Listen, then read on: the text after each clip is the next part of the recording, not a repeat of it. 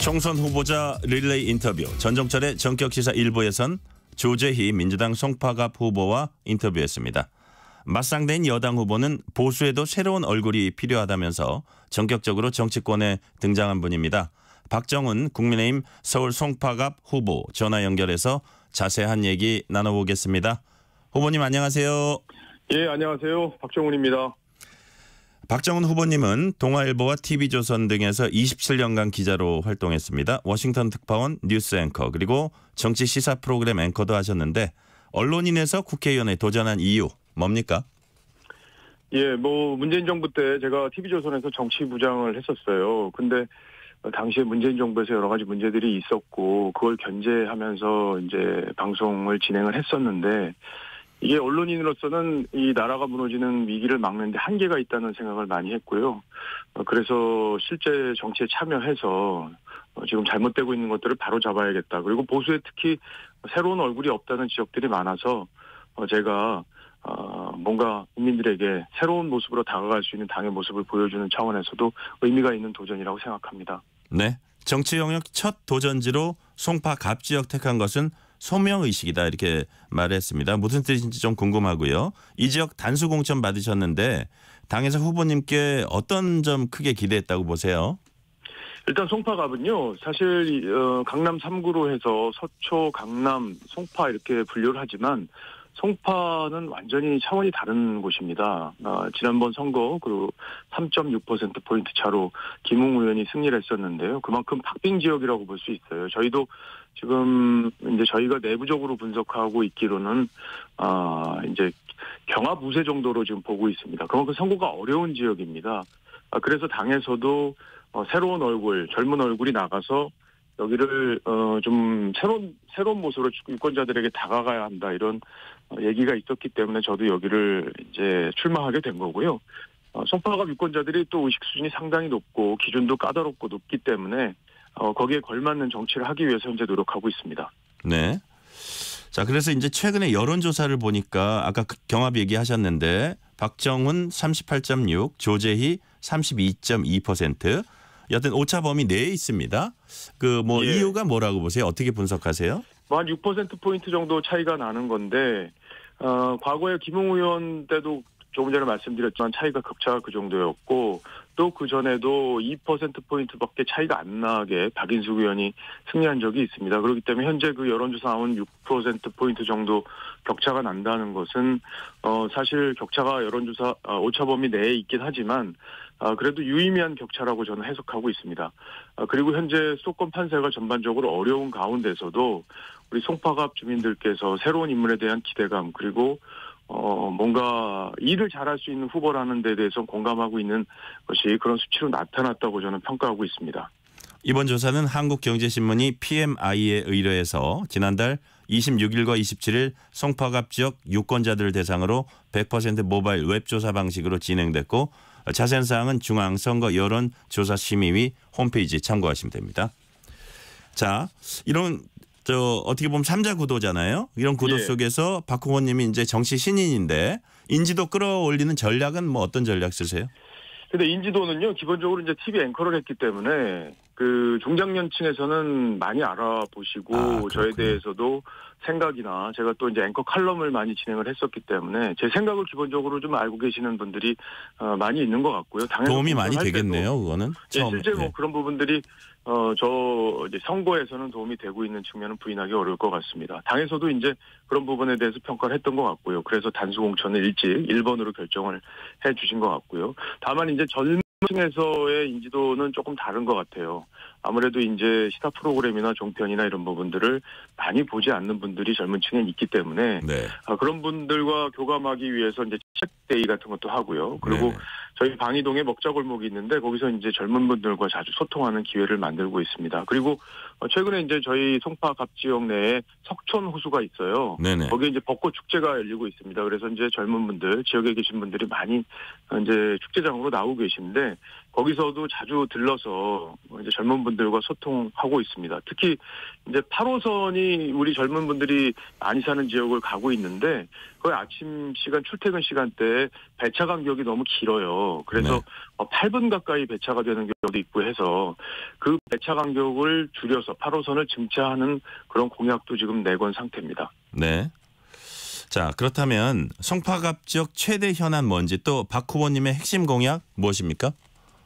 그러니까 송파갑은요 개발 수요가 상당히 많습니다. 그러니까 송파 어른 배현진 의원이 뭐 당무감사 1등도 하고 해서 상당히 좀 여러 가지 현안들이 해결이 돼 있는 반면에 송파갑은 사실 그동안 해결이 좀 안 된 측면이 많아요. 그래서 재개발 재건축에 대한 개발 수요가 아주 높습니다. 특히 박원순 시장 때 재개발 정책을 굉장히 좀 등한시하고 도시재생이라는 방식으로 기존의 집들을 고쳐서 써라 이런 방식이었기 때문에 개발 수요가 상당히 높습니다. 그래서 지금 오세훈 시장과 제가 벌써 후보가 되기 전부터 두 번 예비 후보 때부터 후보 되고 나서까지 두 번을 만나서 송파갑 지역의 재건축 재개발에 대한 어떤 여러 가지 속도를 좀 내달라는 주문을 했고요. 공감대는 만들어졌다고 저는 생각하고 있습니다. 제 대표적인 공약은요. 한국예술종합학교를 우리 송파갑 지역 오륜동에 있는 그 그린벨트 지역으로 가져오는 게 제 공약의 중요한 내용이에요. 네. 여기 한예종이라고 하시면 이제 다들 많이 아실 텐데 유명한 배우들, 유명한 예능인들이 한예종 출신이 많잖아요. 네네. 그래서 이제 송파 지역에 오면 지역 상권이 상당히 발달할 것으로 보고요. 부동산 경기 활성화에도 도움이 될 걸로 보입니다. 그리고 대표적인 공약 중에 하나 조금 전에 민주당의 조재희 후보도 파크리오 아파트의 단지 내에 중학교를 만드는 그 부분을 설명을 했어요. 중학교만 없습니다. 그 단지 내에. 단지가 6,800세대나 되다 보니까 중학교가 없으니까 많은 분들이 불편하시겠죠. 다만 조 후보께서 얘기한 잠실고등학교 부지에 이걸 만들겠다는 건 이미 학부모들, 고등학교 학부모들의 반대로 두 차례 무산이 된 적이 있기 때문에 좀 더 현실성 있는 공약을 저는 내걸고 추진할 계획이라고 말씀드릴 수 있습니다. 그리고 이제 백제 문화 유적지가 있는 풍납토성 지역에 있는 우리 풍납동 주민들이 고통을 많이 받고 계신데 이분들에게 입주권을 줘서 모아주택으로 이주시킨 다음에 여기를 잘 개발해서 명품 도시로 만드는 그런 계획도 지금 주민들에게 설명했고 많은 호응이 있는 것으로 저도 파악하고 있습니다. 저한테 눈에 띄는 공약이 현재 대학생들 대상으로 1,000원에 따뜻한 아침밥 먹는 1,000원의 아침밥 사업 있잖아요. 그걸 고등학교 3학년까지 확대하겠다는 공약을 내걸었어요. 어제 요리사로 변신한 모습으로 고등학교 등교길에 공약 알리셨습니다. 고3생 1,000원 아침밥 공약. 의미가 뭔가요? 예. 뭐 이제 저 포털에 좀 찾아보시면 제가 이제 뭐 요리사 복장으로 그 고등학교 3학년들 학생들에게 아침 등교길에 이걸 설명하는 그런 사진들이 지금 올라와 있을 텐데요. 우리나라의 지금 고등학교 결식률이요 계속 높아져가지고 41%까지 높아졌습니다. 그러니까 아침밥을 못 먹고 학교를 가다 보니까 이제 공부하는데 효율도 떨어지고 또 아침밥을 준비하는 엄마 입장에서도 여러 가지로 불편한 부분들이 있잖아요. 더 일찍 학생보다 더 일찍 일어나야 되기 때문에. 네네. 그래서 이제 그런 고3들이 특히 학교를 일찍 가고 그러기 때문에 이제 고3들에게만 학교에서 급식을 해주는 거죠. 아침밥을. 근데 비용이 한 5,000원 정도 급식비가 되는데 이 중에 1,000원 정도는 학생이 부담을 하고 나머지 비용은 예산으로 지원을 하는 겁니다. 이건 뭐 포퓰리즘이라고 비판하시는 분들도 있던데 포퓰리즘이라고만 보기 어려운 게 저희 송파갑에 9개 고등학교가 있는데 이 9개 고등학교에 1년간 이 관련 공약을 지키는데 필요한 예산이 16억 원 정도입니다. 그러니까 충분히 해볼 수 있는 내용이고요. 그리고 이게 잘 정착이 돼서 학부모들에게 반응도 좋고 또 고등학교 학생들의 건강을 지킬 수 있다면 이걸 전국적으로 확대하는 것도 당하고 논의해서 검토할 계획입니다. 지난달 27일에 아까 말씀하신 석촌호수공원에서 국민의힘 송파 지역 집중 유세에 있었습니다. 경찰 추산 2,500명 이렇게 많은 인파 몰렸다 그러는데 제가 이제 언뜻 영상에서 그 한동훈 위원장 옆에서 활짝 웃는 박 후보 모습을 저도 화면 통해서 봤어요. 당시 분위기 어땠습니까? 그 수도권에서 이제 여러 번 유세를 하지 않았습니까? 한동훈 위원장이. 근데 송파에 가장 많은 사람이 모였어요. 물론 송파가 67만 명으로 송파구의 인구가 서울에서 가장 많은 인구를 갖고 있습니다. 그래서 병가지 지역이 있잖아요. 네. 그래서 거기에서 많은 분들이 가불병들에서 다 오셨기 때문에, 그리고 또 석촌호수 축제를 즐기러 오신 분들도 많이 이제 유세를 보셨기 때문에 언론에서는 2,500명이라고 했지만 제가 볼 때는 3, 4천 명 이상이 와서 저도 유세차에 딱 올라가면서 입을 딱 벌렸습니다. 이렇게 많은 사람들이 모일 수 있다니라고 생각하고요. 그리고 한동훈 위원장이 이제 여러 가지 그 당시 유세에서 여러 가지 얘기를 했는데 정말 호응도 뜨거웠고, 그래서 저희 송파 지역에서는 이제 전반적으로 바뀐 흐름으로 선거가 진행되고 있다고 지금 언론에서도 보도가 되고 있었는데, 그날 유세로 저는 보수가 확실히 결집을 했다. 그래서 이제 중도 확장을 통해서 선거 판세를 수도권에서 유리하게 끌고 갈 수 있는 교두보가 마련됐다. 이렇게 자평하고 있습니다. 민주당 이재명 대표는 국민의힘 읍소 작전에 속아서는 안 된다. 민주당 단독 과반 151석은 달성해야 한다. 거듭 강조했습니다. 민주당의 과반 달성, 그 의미는 무엇이라고 보세요? 지금 이재명 대표는 과반이라고만 얘기하지만 여러분들이 200석 얘기하지 않았습니까? 그러니까 네. 민주당의 이재명의 민주당, 그리고 조국의 조국혁신당, 이렇게 둘이 합쳐서 200석까지 지금 하겠다는 얘기가 내부적으로 나오고 있어요. 저는 200석이 되면요, 우리나라가 후진국으로 가는 특급 열차를 타게 된다고 그렇게 생각합니다. 일단 헌법을 바꿀 거고요. 그리고 모든 법안들을 발의하고 대통령의 거부권도 무력화시키는 삼권 분립의 어떤 그런 균형이 완전히 깨진다고 생각해요. 그러면 윤석열 대통령이 잘못해서 심판하겠다는 분들이 있기 때문에 이제 그런 여론들 생긴 거고, 야당에서 200석 얘기도 나오고 있는 건데, 그렇다면 윤석열 대통령보다 이재명 대표가 잘했냐? 저는 그렇게 보지 않습니다. 윤석열 대통령이 추구하는 방향에 대해서, 정책 방향에 대해서는 동감하는 국민들이 많다고 생각합니다. 한미동맹 복원, 의료개혁 문제만 해도요, 그 당위성에 대해서는 80% 넘는 국민들이 동의하고 있습니다. 다만 그걸 추진하는 과정에서의 방법론에 대해서 국민들에게 지금 문제 제기가 있는 상황 아니겠습니까? 그런데 이재명 대표의 경우에는요, 이미 범죄 혐의가 드러난 게 너무 많고, 전과만 해도 4개가 있습니다. 검사 사칭했죠. 음주운전했죠. 특수공무집행 방해했죠. 선거법 위반했습니다. 이미 나온 것만 4번의 전과가 있고요. 조국 대표도 1개의 전과가 있습니다. 산호맹 관련해서 전과가 있습니다. 산호맹은요, 대한민국 체제를 부정하면서 무력 봉기를 하자고 했던 조직이에요. 거기에 가담했던 사람으로서 그 문제에 대해서 아주 분명하게 본인 입장을 더 분명하게 밝혀야 될 필요도 있어요. 두 사람의 전과가요, 5개입니다, 합치면. 그래서 배현진 의원이 당시 그 송파에서 유세를 할 때 별이 5개다 이런 표현까지 썼습니다. 네. 그만큼 우리 국정을, 나라를 이끌어가기에는 부적합한 사람들이라는 거는 공감대는 쉽게 마련될 수 있습니다. 윤석열 대통령이 부족한 게 있다고 해서 그들에게 의회 권력을 완벽하게 넘겨준다는 것은 유권자들이 저는 그렇게 선택하지 않을 거라고 확신하고 있습니다. 네. 자, 민주당 이재명 대표가 이대로 가면 우리나라 남미국가들처럼 망하겠다 취지 발언, 이런 부분은 어떻게 보세요?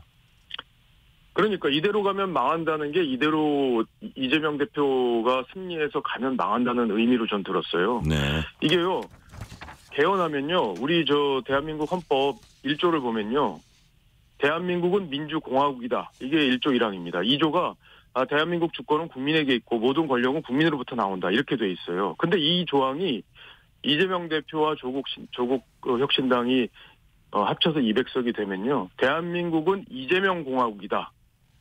대한민국의 주권은 이재명에게 있고 모든 권력은 이재명으로부터 나온다. 저는 이렇게 될 거라고 봅니다. 왜 그러냐면요, 성남시장 할 때, 경기도지사 할 때 어떻게 했습니까? 이재명의 아성을 만들었어요. 어떻게 기본소득 주면서 불만을 잠재우면서 본인들의 이권, 이익 챙긴 것들이 지금 드러나고 있는 과정 아니겠습니까? 법인카드를요, 만약에 윤석열 대통령이 법인카드로 초밥시켜 먹었다고 한번 생각을 해보세요. 지금 야당이 어떻게 했겠습니까? 특검법을 발의해도 10번도 넘게 발의했을 겁니다. 그런데 본인들 그거에 대해서 반성합니까? 저는요, 잘못은 누구나 할 수 있어요. 다만 그 잘못에 대해서 반성을 하느냐 여부가 정말 중요한 것 같습니다. 반성하는 세력에게는 맡길 수 있습니다, 권력을. 왜냐면요, 반성을 했기 때문에 다르게 해야 된다는 생각을 하는 거거든요. 근데 지금 이재명의 민주당은 이재명의 완벽한 사당화가 이루어졌어요. 공화당이나요, 민정당, 과거에 독재 정부라고 얘기했던 그 정당에서도 이 정도의 사당화 논란은 없었습니다. 그 정도로 완벽하게 사당화했는데 대한민국을 장악하면 그렇게 대한민국을 자기의 공화국으로 만들지 않겠습니까? 저는 불보듯 뻔하게 그런 길로 이재명 대표가 갈 거라고 봅니다. 국민들께서 그 부분은 확실하게 심판을 해 주셔야 됩니다. 네. 저 이제 부동산 투기 의혹이랄까요? 부동산 후보들의 부동산 의혹 관련해서 제가 뭐 질문은 여러 개 갖고 왔는데 시간 관계상 그냥 뭉뚱그려가지고 하나 질문을 할게요. 그 국민의힘 서울 동작갑 장진영 후보도 이제 뭐 8억 대출 받고 중앙선관위 신고하지 않았고 안산갑 민주당 양문석 후보는 너무 내용 잘 아실 거고요. 주담대 규제 피하기 위해서 사업자 대출 받아서 지금 국민의힘에서는 편법 대출이 아니라 사기 대출이다 이래서 고발을 했죠. 근데 대출금 상환으로 정면 돌파하려고 그러고 있고 뭐 민주당 화성을 공영훈 후보는 뭐 주택 구입했고 증여하는 과정에서 내부 정보 뭐 사전 정보 안 게 아니야. 이런 문제들이 다 있는데 국민의힘이 특히 공세를 민주당이 하는 이유가 제가 보기에는 이게 뭐 자녀가 또 엮여 있고 그다음 또 더 편법이랄까요? 이런 게 더 엮여 있고 약간 내부 정보 엮여 그런 것 같아요. 이 왜 차이점이 뭐가 있어요? 지금 같은 부동산 투기인데. 지금 이제 장진영 후보 국민의힘의 장진영 후보 관련해서 야당에서 공세하는 거에 내용을 잘 볼 필요가 있습니다. 이게요 무조건 물타기 한다고 물타기가 되는 게 아니에요. 지금 장진영 후보 같은 경우에는 양평에 땅 샀는데 거기 뉴스타파에서 99% 대출받아 샀다. 그래서 투기다. 그러고 그거 선관위에 등록 안 했다. 이러는 거잖아요. 근데 내 해명을 보면 66%만 대출을 받았다는 거고 그리고 이게 개인 명의로 대출받은 게 아니라 그게 사업체 명의로 대출을 받았기 때문에 선관위에 신고할 의미가 있는지 여부는 따져볼 필요가 있다는 거예요. 그렇기 때문에 해명을 들어봤고 해명에 대한 재반박 기사가 나오질 않았습니다. 그런 상태에서 그냥 부동산 문제가 있다. 니들도 있지 않냐. 이렇게 얘기하는 거는 저는 동의할 수 없습니다. 왜냐.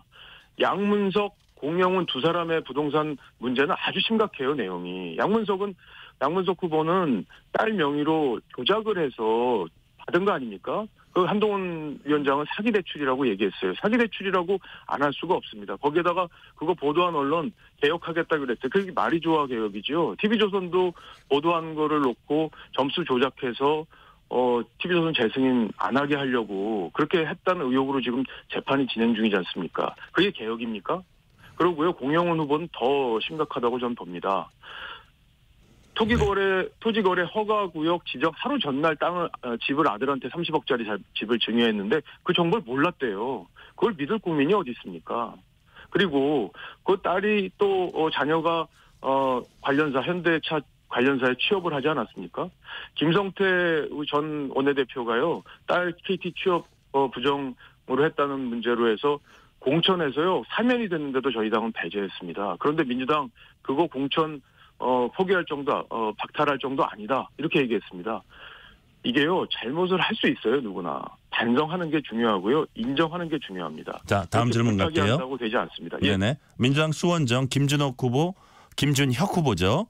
과거 발언 잇따라 논란되고 있습니다. 고 박정희 전 대통령과 일본군 위안부 비하 발언에 이어서 이번엔 김한란 이대 총장이 이대생들을 미군들에게 성상납했다. 예, 구체적인 뭐 자료가 있다고 말을 했는데 그게 구체적인 자료인지 논란이고 아울러서 이런 말을 했어요. 대통령 정신 감정을 6개월마다 해서 문제 있으면 대통령 그만두게 하는 법을 만들어야 하지 않나. 어떻게 보세요? 그 원희룡 후보의 부인이 의사인데 이재명 대표를 향해서 소시오패스라고 얘기를 했어요. 그러니까 우리 사회가 갖고 있는 공감대와 다른 공감대를 갖고 있다고 얘기를 했잖아요. 그거는 여태까지 이재명 대표의 행적을 보면 사실에 가깝다고 볼 수 있습니다. 많은 부분들이 그 부분에 공감을 했는데 지금 오히려 이재명 대표의 정신 건강에 저는 문제가 있다고 봅니다. 윤석열 대통령이 추구하는 방향성에 대해서는 많은 국민이 동의하실 거라는 얘기는 아까도 저도 드렸고요. 다만 그걸 추진하는 방법에 있어서의 어떤 여러 가지 논란이 있는 그것들은 저희들도 인정하고 있습니다. 그런 논란들을 피해가면서 국민들을 설득하면서 나아갔으면 더 좋았겠다는 부분에 대해서는 우리 당의 상당수 의원들, 후보들이 공감하고 있는 부분들이에요. 그래서 의료개혁과 관련해서도 저희도 좀 더 의사들과 설득을 통해서 합의할 수 있는 방법을 찾기를 계속 용산에 건의를 드렸던 거고요. 저도 건의를 많이 드렸습니다. 이 막말이요. 국회의원을 할 수 있는 수준, 그러니까 국회의원이라는 건 국민을 대표하는 사람인데 그 대표의 자격이 있는지 여부까지 민주당에서 잘 보시고 제가 그분이 한 말을 입에 올리기가 싫습니다. 네. 그 정도로 험한 말을 한 거에 대해서는 책임을 져야 한다고 생각합니다. 마지막 질문 드릴게요. 끝으로 송파갑에서 박정훈이 반드시 당선돼야 하는 이유, 박정훈이 22대 국회 입성해야 하는 이유, 짤막하게 한 말씀 해주시죠. 예, 일단 이재명 조국당에 대한 심판이 필요합니다. 그분들에게 정권을 맡기면요, 절대 나라가 정상적인 방향, 미래로 갈 수 없습니다. 진보라는 개념은 앞으로 나가야 된다는 방향입니다. 지금 이재명의 민주당이 과연 진보 정당이라고 말할 수 있습니까? 지금 국민의 민생을 챙기고 민생 속에서 얘기하고 민생을 미래를 보고 또 국민의 성공을 응원하는 정당 바로 국민의힘 힘이고요. 저 송파갑의 박정훈을 그래서 선택해 주셔야 된다고 생각합니다. 네, 오늘 여기까지 듣겠습니다. 박정훈 국민의힘 송파갑 후보였습니다. 후보님 감사합니다. 감사합니다. 고생하셨습니다.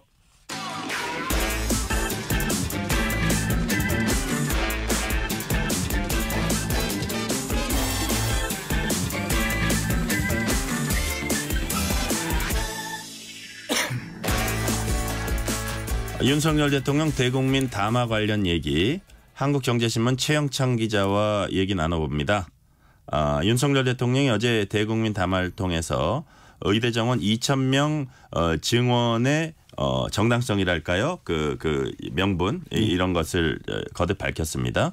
대신 의료계를 향해서 집단 행동이 아니라 확실한 과학적 근거를 갖고 통일된 안을 제시하면 언제든지 논의하겠다 이렇게 또 손을 내밀었어요. 예. 우선 정치권에서 어떤 반응 나왔나요?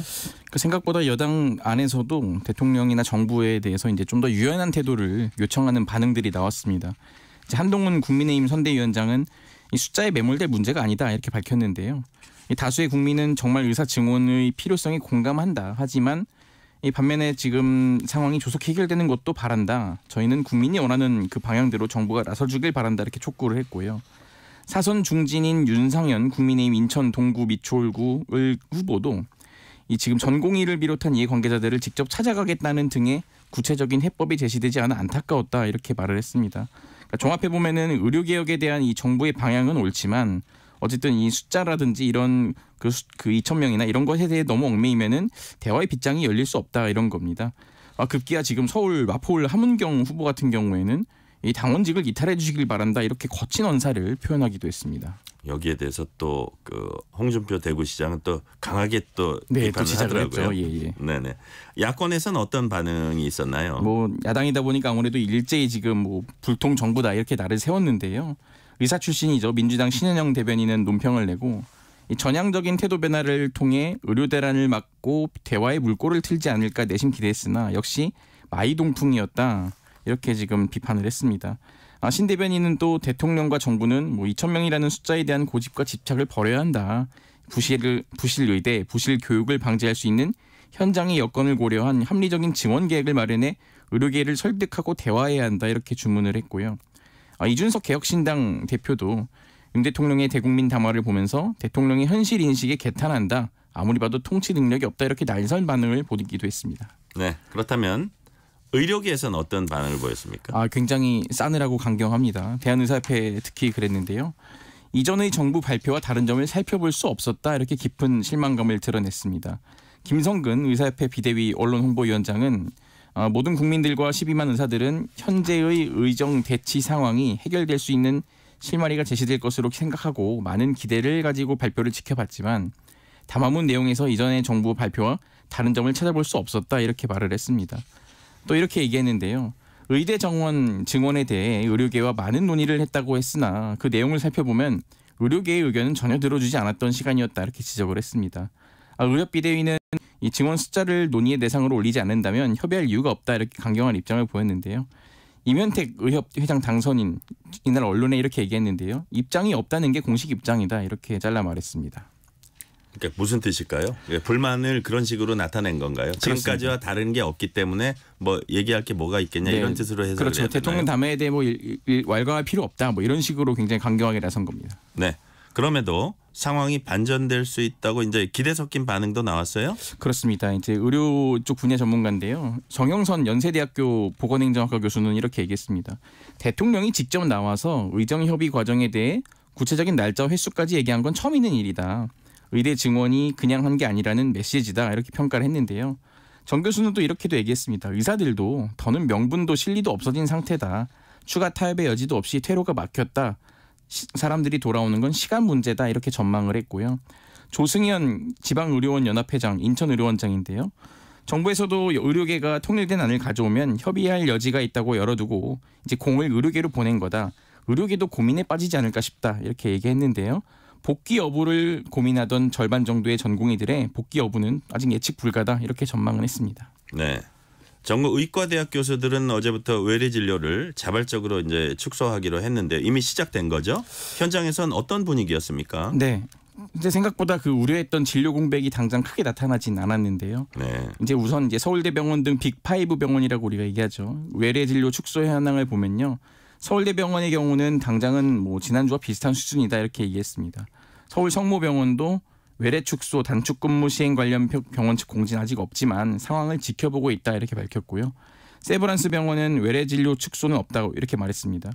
서울 아산병원도 기존하고 비슷한 정도 수준이다. 이제 외래 진료의 경우 의료 대란 전 평소 대비 그러니까 뭐 1월 뭐 작는 상황이죠. 평소 대비 한 20% 감소한 상황이라고 했고요. 삼성 서울병원도 뭐 지난주와 변동이 없다 이렇게 얘기했습니다. 대학병원 교수들 사직하고 의료 공백이 바로 이어지는 건 아니네요. 그렇죠. 예. 자, 그렇다면 동네 의원 상황은 어땠습니까? 그러니까 진료 시간을 단축하는 게 동네 의원들은 특히 그 본인들의 수익 감소와 직결이 되거든요. 그만큼 참여가 좀 저조한 것으로 나타났는데요.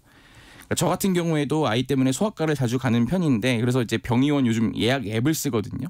근데 기존과 크게 달라진 점을 아직 못 느꼈고요.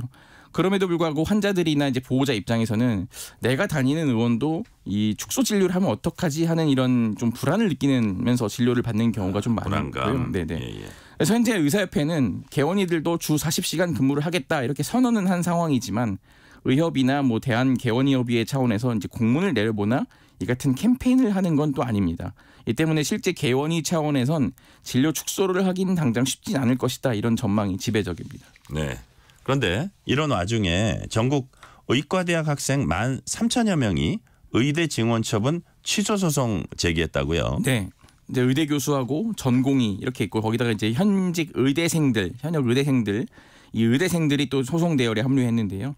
이 소송을 대리한 이병철 변호사는 전국 40개 의대 의학전문대학원 학생 13,057명이 서울행정법원에 이 정부의 의대 2,000명 입학 정원 증원, 뭐 배분 처분에 대한 취소 소송 그리고 집행정지 신청서를 냈다 이렇게 밝혔습니다.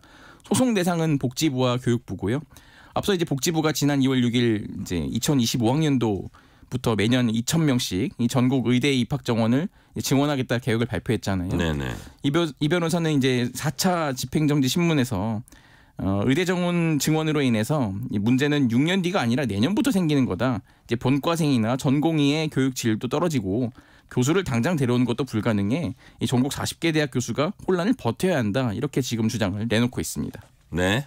오늘은 여기까지 듣겠습니다. 최형창 기자였습니다. 감사합니다. 고맙습니다. 전종철의 전격시사 2부 순서는 여기서 마치고 3부가 이어집니다.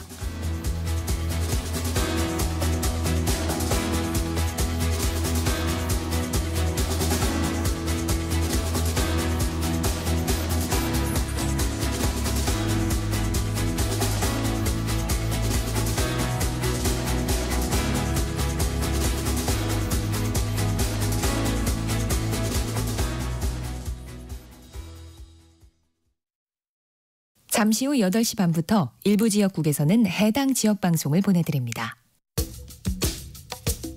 워렌 버핏은 가치 투자, 필립 피셔는 성장주 투자, 피터 린치는 장기 투자, 그리고 성기영은 경제쇼. 방법은 달라도 목표는 하나, 여러분을 성공의 길로 안내합니다. 평일 오후 4시 5분 성기영의 경제쇼, 주말 오후 5시 5분 정보를 업그레이드한 성기영의 경제쇼 플러스. 일주일 내내 함께하십시오. 편지 왔습니다. 퇴근길 지친 당신에게 힘이 되는 뉴스를 전해드립니다. 매일 저녁 당신과 함께 읽는 세상 이야기. KBS 1라디오 뉴스레터 K. 지금 시각은 8시 30분입니다. KBS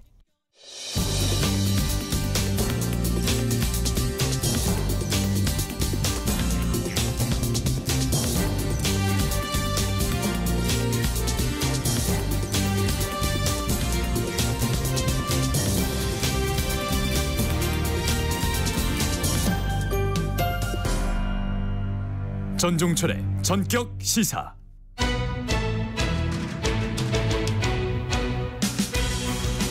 최근 임신 32주 이전에 태아의 성별을 임신부나 그 가족에게 알려주는 경우 이를 처벌하는 태아 성별 고지 금지 조항이 헌법재판소 결정으로 폐지돼서 이제 임신 중 언제라도 뱃속아이의 성별을 알 수 있게 됐습니다.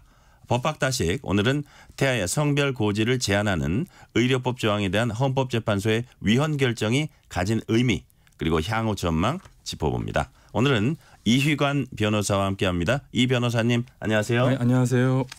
먼저 일반인들 중에는 태아 성별을 32주 전에도 이미 알 수 있었던 것 아니냐면서 임신 중 태아 성별을 알려주는 것이 위법인지 모르는 경우도 이제 꽤 있을 수 있을 것 같아요. 이에 대한 이제 헌법재판소 결정이 있었다는 건데 우선 그 사건 경위부터 좀 정리를 해주세요.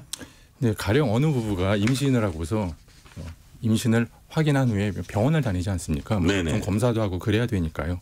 이제 마침 16주쯤 정도 돼가지고 이제 초음파 검사를 하러 갔는데 아주 기대에 차서 물어본 겁니다. 왜냐하면 이때쯤이면 이 검사 결과를 판독해서 태아의 성별을 알 수 있지 않습니까? 그렇죠.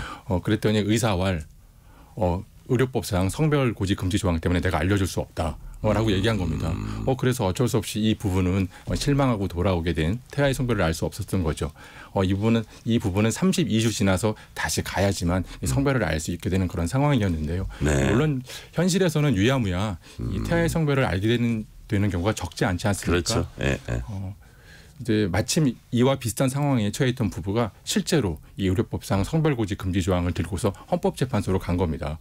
이 조항이 부당하다 하면서 헌법 소원 심판 청구로 다투었는데요. 우리 헌법재판소는 이 사건을 심리한 후에 이 성별고지 금지 조항이 부모가 태아의 성별 정보에 접근할 권리, 좀 쉽게 말하면 이제 부모가 태아의 성별을 알 수 있는 권리를 침해한다고 하면서 위헌 결정을 내렸습니다. 위헌 결정의 결과로 이 성별 고지 금지 조항은 효력을 잃어서 이제 앞으로는 임신 중 언제든지 우리가 태아의 성별을 알 수 있게 되었습니다. 네. 그렇다면 조금 이제 거슬러 올라가서 태아 성관별 원래 취지는 무엇이고 왜 이런 태아 성관별을 금지하는 조항이 만들어져서 급기야 처벌까지 하게 된 그 경위 그것도 궁금하네요. 우리가 예전에 남아선호 사상이 아주 팽배하던 시절을 잠깐 떼어올려 보면 혹시 흔히 이런 일들이 좀 있지 않았습니까? 딸 부잣집. 딸이 한 3 정도 있는데 여차저차해서 이제 넷째를 가지게 된 거죠. 근데 고민하다가 딸이면 지우거나 아들인 줄 알고 낳았는데 낳고 보니 딸이더라. 네. 이런 풍조를 우리가 볼 수 있던 건 사실 태아의 성관별이 가능했기 때문에 볼 수 있었던 것이거든요. 그렇죠. 80년대 남아선호 사상이 아주 팽배하고 그다음에 마침 그 산하 제한 정책으로 출산 자녀의 수가 줄어들다 보니까 아들을 낳고 싶은 그 욕구 때문에 태아의 성별을 가려서 출산하거나 아니면 태아의 성별을 가려서 낙태하는 이런 현상이 사회에 만연하게 되었고 이런 것에 이 태아의 성관별이 일조하게 되었던 것이죠. 네. 근데 낙태 방지하는 것이 주 목적이라면 말씀하신 대로 이제 낙태 행위 자체 처벌하면 되지 왜 이와 무관한 성별 고지를 규제했던 이유가 뭘까요? 잠시 이제 성비 불균형이 아주 심했던 시대 뉴스가 살짝 떠오르는데요. 네네. 아마 보신 분도 계시고 기억하시는 분도 계실 겁니다. 네. 초등학교 교실에 남학생들이 워낙 많아가지고 남자끼리 짝꿍하는 그런 모습들. 그렇죠. 어떤 학생들은 한 학기 심지어 1년까지 같이 짝꿍하는 그런 모습들이 있었는데요. 되게 불만이었겠죠. 이 당시 이런 심각한 성비 불균형의 현상은 형법상 낙태죄만으로 이를 규율하기가 좀 버거웠습니다. 사실 성관별을 금지하거나 성별 고지를 금지해서 성별을 알 수 없으면 일반인들이 낙태를 하고 싶어도 쉽게 낙태를 할 수 없지 않습니까? 그렇죠. 이렇게 성별 정보를 제한하다 보면 낙태로 나아가는 걸 원천 봉쇄할 필요가 있었기 때문에 어떤 이런 시대적 고려가 있었습니다. 네. 자, 그렇다면 처벌한다고 돼 있는데 위반 시 누가 얼마만큼 이제 처벌을 받는 것이었나요? 만약 32주 이전에 태아의 성별을 고지한 경우 의료인은 면허를 1년 이내에서 정지하고 형사처벌로서 2년 이하의 징역 또는 2천만 원 이하의 벌금을 부과했었습니다. 네. 그랬군요. 그런데 이미 헌법재판소에서 이와 유사한 판단한 적이 있습니다. 이번 결정과는 어떤 차이가 있는 겁니까? 이 의료법상 성별고지 금지 조항이 1987년도에 처음 만들어졌었거든요. 처음 네네. 만들어졌을 때는 전면 금지 조항이었습니다. 통상 임신 기간을 40주라고 보았을 때 40주 이제 금지 조항이었었는데 2008년도 들어서서 이걸 조금 줄여 32주로 좀 줄여든 거죠. 왜냐하면 어차피 현실적으로 임신 후반기에는 낙태를 할 수 없으니 그만큼 좀 허용해 주자라는 그런 취지였었는데요. 네네. 근데 벌써 2008년도 이후에 15년이 지나지 않았습니까? 그동안 우리 사회에서는 가족이나 자녀나 출산에 대한 인식이 많이 변화해 왔을 텐데요. 뭐 예를 들면 딸바보. 지금은 되게 흔히 쓰는 말이지만 이 딸바보가 신조어로 등장하면서 그 돌풍을 일으켰던 게 아마 2010년도 즈음일 겁니다. 네. 2010년도 선호 사상이 많이 사라진 그런 걸 반영할 거예요. 예, 그렇죠? 그렇습니다. 그래서 네. 이제 15년이 지난 이번에 헌재 결정은 당시에 비해서 남아선호 사상이라든지 어떤 성비 불균형이 많이 정상화되었기 때문에 아예 전면 허용하는 그런 결정을 내린 것입니다. 네. 그렇다면은 헌법재판소가 단순 위헌 결정으로 이 금지 조항 자체를 전면 부정한 거라고 이제 볼 수 있어요. 그런데 이런 결정을 한 주된 이유, 배경을 좀 자세히 좀 설명을 해 주세요. 그건 이제 더 이상 의료법상 성별 고지 금지 조항이 필요하지 않게 되었다고 본 건데요. 그 이유는 네 가지를 설시하고 있는데 먼저 남아선호 사상이 확연히 쇠퇴했고 네. 국민 의식 변화로 이제 출생 성비가 자연 성비에 도달했기 때문에 성별에 어떤 인위적인 개입이 없다. 그리고 태아의 성별과 낙태 사이에는 큰 관련성도 없지 않느냐. 그다음에 마지막으로 성별 금지 조항이 더 이상 규범력을 가지지 않는다. 이런 점들을 고려했었습니다. 이제 방금 얘기하신 부분인데요. 출생 성비가 이제 자연 성비에 도달했다고 하셨는데 어떤 기준을 가지고 살펴보면 성비 불균형 문제 제대로 이해할 수 있을까요? 출생 성비는 보통 이제 105명을 기준으로 하고 105명. 예, 103명부터 107명까지를 이제 정상 범주로 봅니다. 네네. 그 2022년 통계청 발표에 따르면 2022년에 우리 사회 출생 성비는 104.7명으로 정상 범주이고요. 네. 특히 그 남아선호 사상이나 어떤 성비 불균형을 가늠하는 잣대가 셋째 아이의 출생 성비가 중요하다고 그러더라고요. 그렇군요. 셋째 아이의 출생 성비가 2014년도에 정상 범주에 도달한 이후 2022년도까지 쭉 정상 범위를 유지하고 있다는 어떤 그런 고려가 있었습니다. 네. 그런데 남아선호 사상이 쇠퇴하고 있다고 해도 여전히 부모로서 자녀 성별에 대한 이제 선호가 있을 수도 있어요. 그래서 굳이 이에 한정짓지 않더라도 자녀의 특정 성별에 대한 선호가 낙태 결과로 초래할 우려가 아직은 남아있지 않을까요? 그런데 이미 2005년 통계 기준을 살펴보아도 네. 성별을 이유로 한 낙태는 아주 미미합니다. 그리고 그 2021년도 보고서에 따르더라도 90% 이상은 태아의 성별을 모르고 낙태하는 그런 현실이기 때문에 현재 태아의 성별과 낙태 사이에는 큰 관련성을 가지지 않는다 보고 있는 것 같습니다. 네네. 처벌 규정 가지고 있다고 하시는데 혹시 이로 인해서 형사처벌 받거나 한 사례가 실제로 있나요? 이 헌법재판소도 이를 지적하면서 주목하고 있는데요. 네. 분명 우리 현실에서는 32주 전에 태아의 성별을 아는 경우가 왕왕 있지 않습니까? 그런데도 최근 10년 동안 단 한 차례의 수사나 기소도 없었고 네. 그렇기 때문에 응당 처벌도 없었겠죠. 네, 그렇군요. 조금 이제 자세히 조금 천천히 설명해 주셔도 되는데 그러나 일각에선 헌법재판소 이러한 결정 즉 성별 고지를 전면 허용하는 것에 대한 우려가 전혀 없는 건 아니죠? 예, 맞습니다. 이번에 그 성별 고지 조항 위헌 결정을 내리면서 일부 재판관들은 헌법 불합치 의견을 냈었는데요. 네네. 이 일부 헌법 재판관들의 의견은 이렇습니다. 뭐 살펴보면 관점의 차이일 수도 있겠지만 그 남아선호 사상이 상당 부분 쇠퇴한 건 맞지만 완전히 없어진 건 아니지 않느냐. 그렇죠. 없어졌다고 보기 힘들죠. 예. 그다음에 여전히 우리 사회에는 부모가 자녀의 성별을 선호하는 경향이 남아 있고 그렇다면 자녀의 성별을 이유로 해서 성을 선별하는 출산 또는 성을 선별하는 낙태가 여전히 가능성이 있는 것이 아니냐 그런 어떤 의견을 표명을 하면서요. 그렇다면 그 기존의 32주 금지 조항은 좀 과도하지만 그렇다고 해서 이를 전면 허용할 것이 아니라 좀 임신 초기로 좀 단축하는 그런 개선 입법을 하는 것이 어떠냐라는 그런 의견을 내시기도 하셨습니다. 네네. 자, 이제 헌재 결정 이후에 그 영향에 관한 것 좀 살펴볼게요. 자칫 그 일반인들은 이제 낙태를 해도 아무런 문제가 없는 것 아니냐 뭐 그러시는 분은 없겠지만 자칫 뭐 그런 분이 있을 수도 있으니까 그래서 헌재는 성별을 이유로 한 낙태에 대해선 어떤 태도를 지금 갖고 있습니까?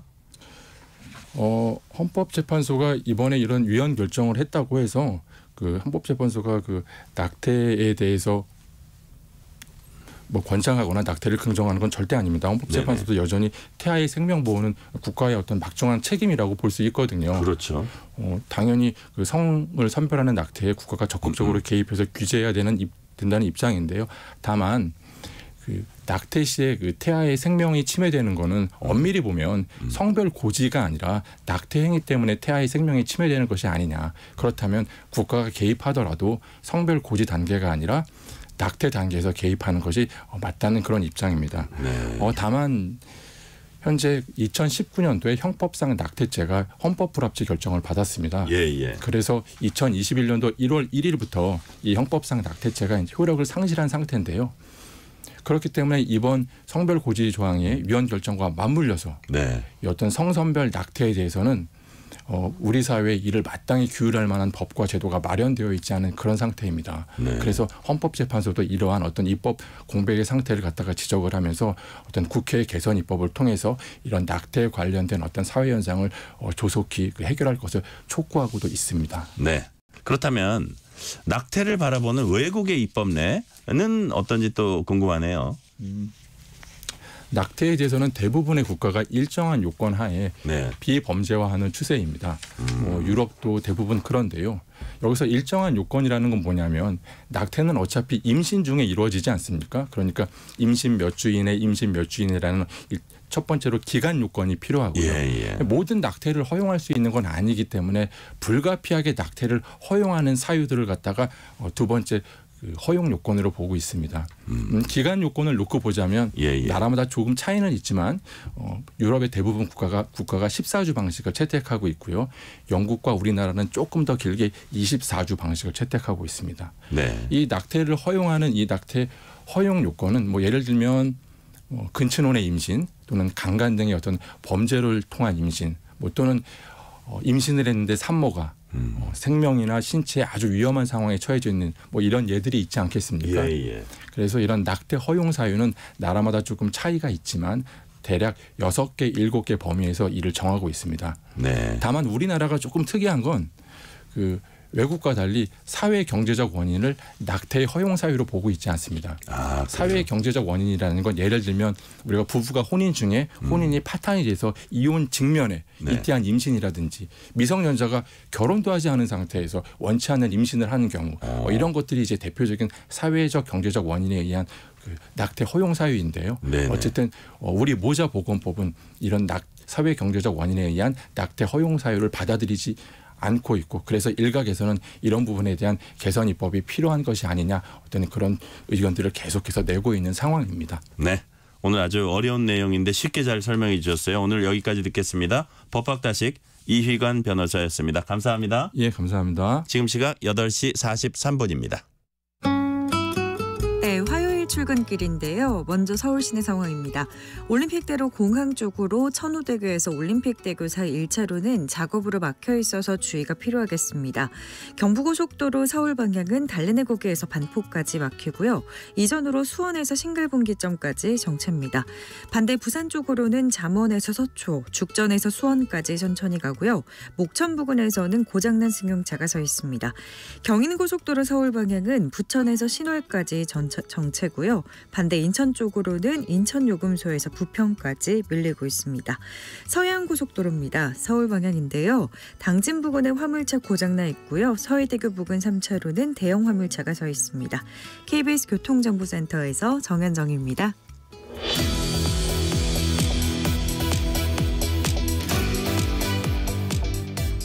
지난달 30일 수도권 광역급행철도 GTX A노선의 수서 동탄 구간이 개통됐습니다.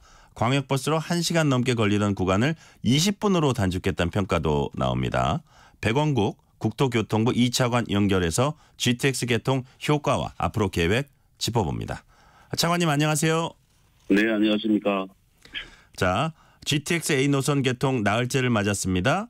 주말에 첫 운행 시작하다 보니까 출근길 시민들이 GTX 이용한 건 사실상 어제부터였는데요. 차관님도 이제 현장 점검 다녀오셨을 텐데 이용객 얼마나 됐는지 출근 시간 단축에 도움이 되는지 궁금합니다. 이용객 현황과 반응 어땠습니까? 네, 지난 토요일 개통한 이후 어제까지 3일 동안 약 4만 명이 GTX를 이용하셨습니다. 예, 개통 초기임에도 시민들께서 GTX에 대한 관심이 많으시고 주말에는 가족 단위의 승객들도 많았습니다. 3일간 현장에서 직접 이용객의 소감을 들어보니 대체로 GTX의 빠른 속도와 편의성에 만족하시는 것으로 평가되었습니다. 특히 수수에서 동탄까지는 버스로 약 80분이 걸렸는데 네. GTX를 타보니 20분밖에 걸리지 않아서 시간적 여유가 생겼다는 말씀을 이구동성으로 해주셨고요. 또 열차 내부도 공간이나 좌석이 넓어서 또 바닥에 카펫도 설치되어 있어서 쾌적하다는 평가도 있었습니다. 네, GTX가 기존의 수도권 지하철이나 SRT와는 어떤 차이가 있습니까? 예, 일단 GTX는 지하철보다는 한 2.5배에서 한 3배까지 속도가 빠르다는 그런 차이점이 있고요. SRT보다는 속도가 소수에서 동탄까지 걸리는 시간이 비슷합니다만 요금이 약 60% 정도 수준으로 저렴하다는 그런 차이가 있습니다. 아, 그렇군요. 제가 지금 요금 여쭤보려고 그랬는데 예를 들어서 네. 이제 4,500원 수도가에서 동탄 4,500원이잖아요. 그죠? 네. 근데 다른 거 수도권 전철 SRT 비교해도 어쨌든 싸긴 싼 거네요. 지금 말씀하신 게? 예. 수서 동탄 구간의 요금이 4,450원입니다. 아, 예. 예. 근데 기본 요금이 3,200원이고 거리 요금이 있어서 10km를 초과할 때마다 5km마다 250원이 추가되는 구조인데요. 네. GTX는 여러 할인 제도가 지금 적용되고 있습니다. 네. 먼저 버스 전철하고 GTX는 환승이 돼서 환승 할인이 적용됩니다. 아, 그렇군요. 예, 그리고 청소년은 10%, 또 경로는 30%, 어린이, 장애인, 유공자는 50% 요금이 할인되어서 교통 취약계층들이 이용하기에 상당히 저렴한 그런 상황이고요. 네. 그리고 5월부터 시행되는 K패스를 이용하시면 대중교통을 월 15회 이상 이용할 때 지출 금액의 20에서 53%까지 돌려받을 수 있기 때문에 상당히 저렴하게 될 것입니다. 좋네요. 네.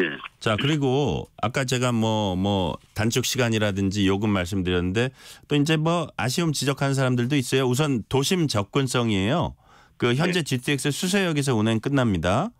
GTX A 노선이 원래 삼성역, 서울역 거쳐서 파주까지 연결되는 건데 도심 구간 개통 늦어지는 이유가 뭔가요?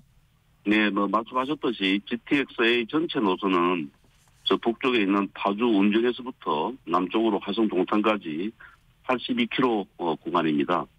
그런데 그 중간에 삼성역 구간 1km를 서울시가 지금 대규모 영동대로 복합개발 사업을 추진 중에 있습니다. 네. 예, 그 도심 한복판에서 대규모 고착 공사를 하다 보니까 이제 시간이 좀 지체되는 경향성을 보이고 있습니다. 그래서 삼성역 전으로 지금 분리 운행이 당분간은 이제 불가피한 그런 상황이 되겠습니다. 그래서 먼저 이번에 수서 동탄 구간을 1단계 개통을 했고요. 연말에는 파주 운정에서 서울역까지 2단계를 개통할 예정입니다. 네. 삼성역은 최종은 28년 개통이 되겠습니다만 그 전에라도 26년, 27년에 삼성역을 무정차 통과하거나 임시 개통하는 방안을 지금 추진 중에 있습니다. 네. 배차 간격 보니까 한 15분에서 20분 정도 되는 것 같은데 개통 초기라서 배차 간격이 넓은 건지 앞으로 좀 그게 줄어들 수 있는 건가요? 예, 현재 GTX A 노선은 일부가 지금 개통된 사안인데요. 전체 열차 편성 20편성 중에서 이번에 6편성만 우선 투입되어서 배차 간격이 다소 좀 긴 그런 상황이 되겠습니다. 네. 올해 말에 운정 서울역 구간이 개통이 될 텐데 그때 이제 열차가 14편성 추가로 투입이 됩니다. 그리고 또 SRT하고 GTX의 지금 공용 노선이 되는데 그 네네. 부분에 대해서도 운행 계획을 좀 촘촘히 종합적으로 봐서 GTX 배차 간격을 최대한 단축해볼 그런 계획이 있습니다. GTX B 노선도 현재 공사 중입니다. 이 GTX 얘기도 나오는데요. 현재 공사 중이거나 예정된 노선 아까 말씀하신 그건가요? 네, 지금 이제 현재는 1기 GTX를 추진 중에 있습니다. 네네. 그중에서 GTX B하고 C는 지금 공사 중에 있는데요. 예예. 특히 이제 GTX B 같은 경우에는 인천대에서 남양주 마스까지 연결되는 노선인데 일부 구간은 작년 말에 이미 착공을 했습니다. 네. 그리고 올 상반기 내에는 전 구간을 다 착공을 해서 30년에 개통할 예정이 있습니다. GTX C는 양주 덕정에서 수원을 연결하는 노선이 되겠습니다. 금년 1월 착공식을 개최했고 28년 그런 개통 목표로 사업을 속도감 있게 추진하고 있습니다. GTX가 2기까지 모두 완공이 되면 그 교통 체증 해소한 효과요. 차관님 보시기에는 어느 정도 될 거라고 기대를 하세요? 전문기관인 교통연구원의 연구에 따르면 출퇴근 1시간은 월 114만 원의 경제적 가치가 있다고 합니다. 그래서 GTX의 그 빠른 속도만큼 대중교통 이용자의 이동 시간을 단축해 주는 것은 물론이고 차량 출퇴근 수요도 흡수해서 교통 체증을 상당 부분 해소할 것으로 기대하고 있습니다. 이에 따라서 많은 분들이 장시간 통근으로 부족했던 가족과의 시간을 다시 찾고 일과 삶의 균형도 이룰 수 있을 것으로 그런 생각하고 있습니다. 그리고 GTX는 도시의 경쟁력도 획기적으로 높일 것으로 예상이 됩니다. 네. 도시 간 거리를 단축시켜서 지역 간 경제적 사회적 격차가 줄게 되고 또 GTX가 닿는 곳에는 양질의 일자리가 창출되고 새로운 투자도 늘어나게 될 것입니다. 그리고 GTX 역세권으로 주택 수요가 넓게 분산되면서 국민 여러분들의 주거 선택의 폭도 한층 더 넓어질 것이라고 생각합니다. 네, GTX가 이제 이동 시간 단축할 수 있다는 장점이 있지만 워낙 이게 깊은 지하로 다니잖아요. 그런 열차다 보니까 안전에 대한 좀 걱정도 있어요. 화재나 홍수에 대한 철저한 대비도 필요할 텐데 어떤 방제 대책 적용이 됩니까?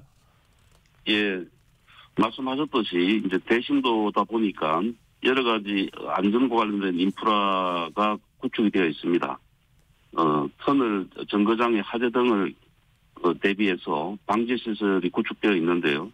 특히 하재에 대비한 그 터널 내에서 배연 설비, 또 침수에 대비해서는 차수판과 배수품법 등을 충분히 설치해 놨고요. 네. 또 있어서는 안 되겠습니다만 혹시 비상사태가 발생했을 때는 여객이 지상으로 바로 탈출할 수 있도록 대피용 수직구도 21개소 지금 설치되어 있습니다.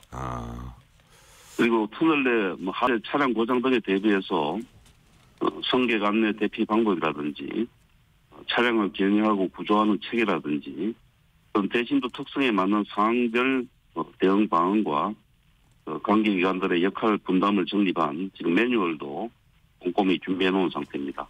네, 매뉴얼이 제대로 작동되는지 관계기관들과 그 종사자 간 완벽히 숙지하고 지금 훈련도 지금 실시를 했고 앞으로도 수시로 훈련을 실시해서 안전관리에 만전을 기하도록 하겠습니다. 안전 부분 신경 많이 쓰시네요. 최근에 지하철 노인 무임승차 정책 놓고 논란이 있었습니다. 그 배경엔 적자로 운영된 지하철 구조적 문제가 있는데요. GTX 앞으로 재정 지원 없이 자력으로 운영이 가능한가요? 예, 저희들은 기본적으로 민자 GTX A 같은 경우는 민자 부분이 있고 재정 구간이 있습니다. 네. 그래서 현재는 그 민자 운영 사업자가 전체 구간을 이제 운영을 하게 됩니다. 네. 그래서 저는 그 민자 사업자와 계약한 그 실시 협약에 따라서 사업을 진행할 그런 계획이 있습니다. 네. 수도권 광역 급행철도 GTX 외 비수도권 광역 교통망 확충 계획. 이건 좀 짧게 요약해서 설명해 주세요. 네.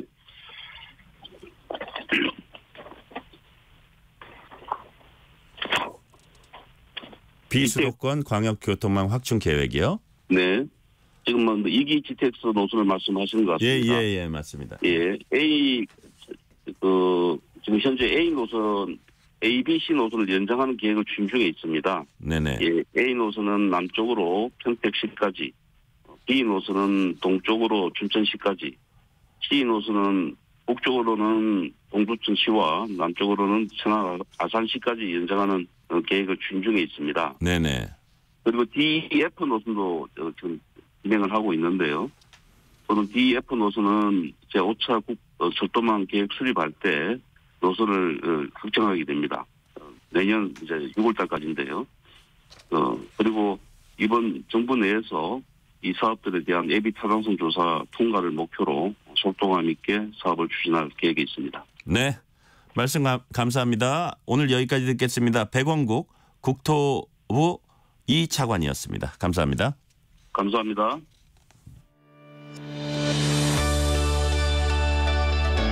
세상을 바라보는 바른 시선. 전종철의 전격 시사.